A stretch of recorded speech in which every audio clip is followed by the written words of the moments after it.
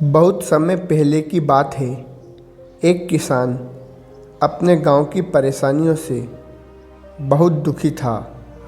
किसी ने उसे अपने दुखों के निवारण के लिए बुद्ध की शरण में जाने को कहा, जो कुछ दिनों के लिए यहाँ से कुछ दूर एक गांव में आए हुए थे।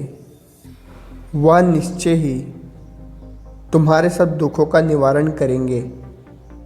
यह सुनकर किसान बड़ी इच्छा से बुद्ध की शरण में गया, यह सोचकर कि बुद्ध उसे उसकी समस्याओं से, मानसिक पीड़ा और तनाव से, दुखों से मुक्त दिलाएंगे। वह बुद्ध के पास पहुंचा।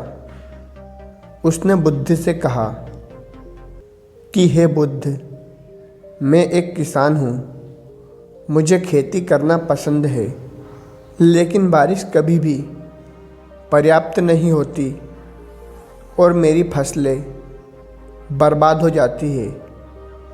पिछले साल भी मेरे पास खाने के लिए कुछ नहीं था और इस साल भी अत्यधिक बारिश होने के कारण फसल को बहुत नुकसान हुआ।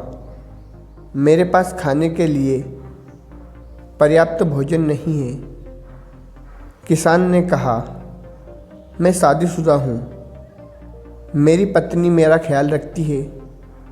मैं उससे प्यार करता हूँ, लेकिन कभी कभी वह मुझे बहुत परेशान करती है और घर में बहुत कलेश हो जाता है, जिससे मुझे लगता है कि अच्छा होता अगर वह मेरी ज़िंदगी में नहीं आती। मेरे भी 2 बच्चे हैं। कभी कभी मेरे बच्चे भी मेरा अनादर और अवज्ञा करते रहते हैं, मेरे निर्देशों का पालन नहीं करते। किसान लगातार बुद्ध को अपने दुखमय जीवन के बारे में ऐसी तमाम बातें बताता रहा।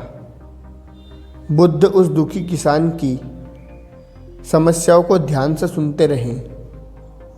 अपनी ज़िंदगी की सारी परेशानियां बताने के बाद जब उन्हें राहत महसूस हुई तो वह चुप हो गया।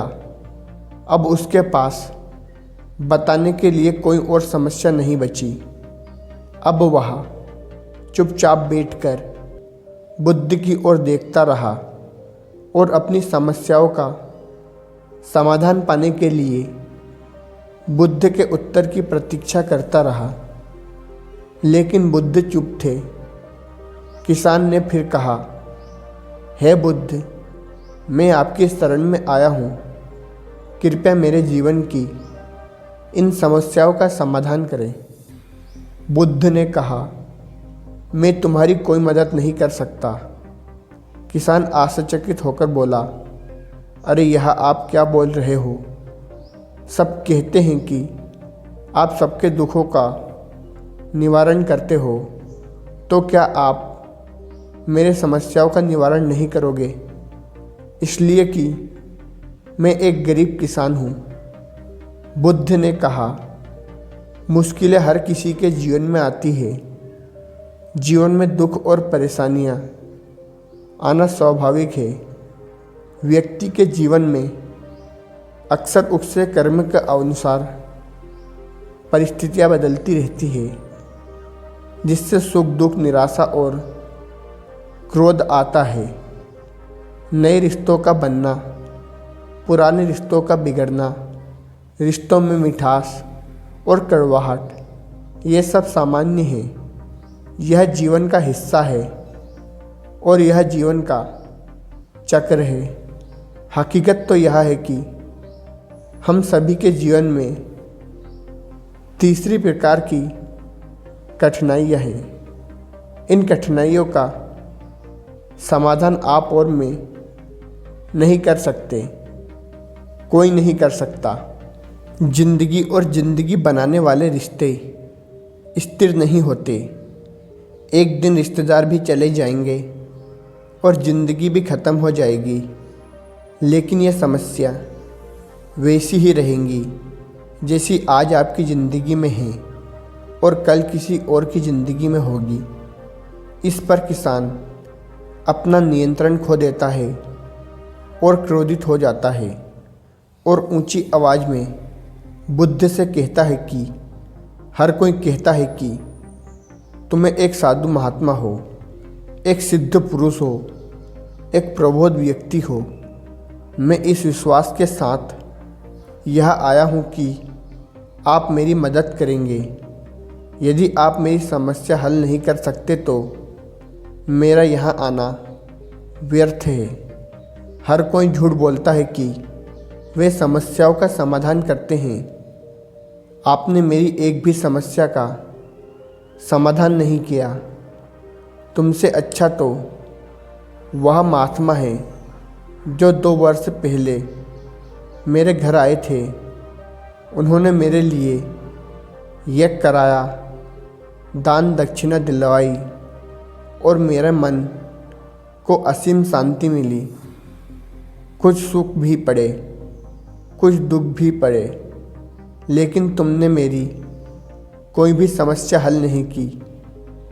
तुमने मुझे सीधे तौर पर मना कर दिया होता तो मैं इतनी देर मेरा समय व्यस्त नहीं करता।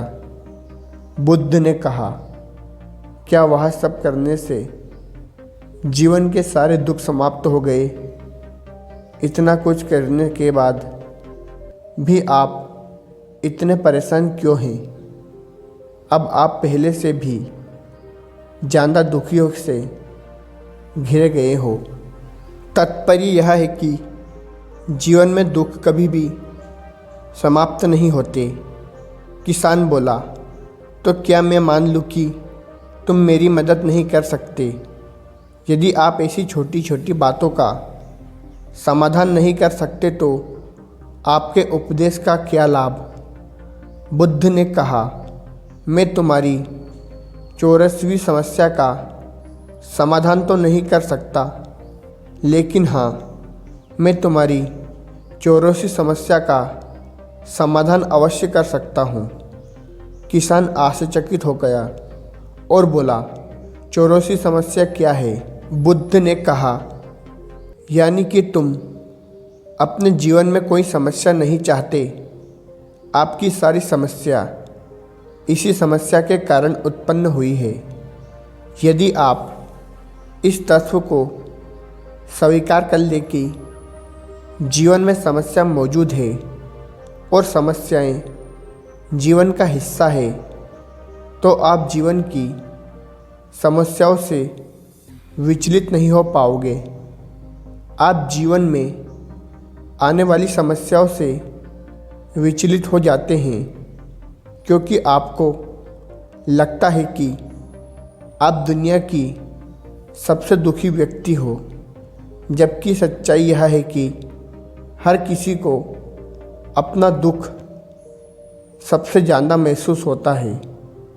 लेकिन जिस दिन आप यह समझने लगेंगे कि मेरा कष्ट अन्य लोगों की तुलना में बहुत कम है, तो उस दिन से कोई भी दुख आप पर प्रभाव नहीं डाल पाएगा। जब तक आप नहीं चाहेंगे कि आपके जीवन में कोई परेशानियां ना आए और आप हर दुख दर्द से बचे रहें, तो यह असंभव नहीं है। ऐसे में छोटा सा दर्द भी आपको बेचैन कर देगा और आपकी मानसिक शक्ति को भंग कर देगा। अगर आपके जीवन से परेशानियां पूरी तरह से दूर हो जाए, तो अगर आपको हर दिन हर पल बिन दुख और कठिनाइयों के जीवन जीने को मिले, तो आप ज़्यादा दिन तक ऐसे नहीं जी पाओगे। एक समस्या आएगी जब आप हर दिन एक ही तरह की ज़िंदगी जीने से पूरी तरह से तंग आ जाओगे और उभर जाओगे, क्योंकि जीवन में किसी भी चीज़ की अधिकता जीवन के लिए भयानक समस्या पैदा करती है। आरामदायक जीवन जीने के आपका मन शरीर दोनों ही विकलांग हो जाएगा तो ऐसा जीवन जीने का क्या फ़ायदा जो बाद में आपको नर्क जैसा जीवन जीने पर मजबूर कर दे। जिस तरह खाना खाने का असली आनंद तभी मिलता है जब बहुत भूख लगी हो और पानी पीने का असली मज़ा तभी आता है जब बहुत प्यास लगती हो, उसी तरह जीवन में तमाम दुख और परेशानी को झेलने के बाद ही खुशी का आनंद मिलता है। इसलिए जीवन में सुख और दुख अलग अलग रूप में आते रहते हैं। हम चाहकर भी जीवन के सुख दुख को ख़त्म नहीं कर सकते, लेकिन उनसे इतना ऊपर उठ सकते हैं कि कोई भी बड़ी समस्या मन को विचलित ना कर सके। इसलिए अपने मन को शक्तिशाली बनाएं, धैर्य रखें, प्रतिदिन आध्यात्मिक का ध्यान करें, इससे ज्ञान बढ़ता है। यह आपके जीवन की सभी समस्याओं का समाधान है। इससे जीवन की चतुर्थमुखी समस्या का समाधान कहा जाता है। महात्मा बुद्ध का यह अद्भुत ज्ञान पाकर किसान संतुष्ट हो गया और उसका मन बिल्कुल हल्का हो गया।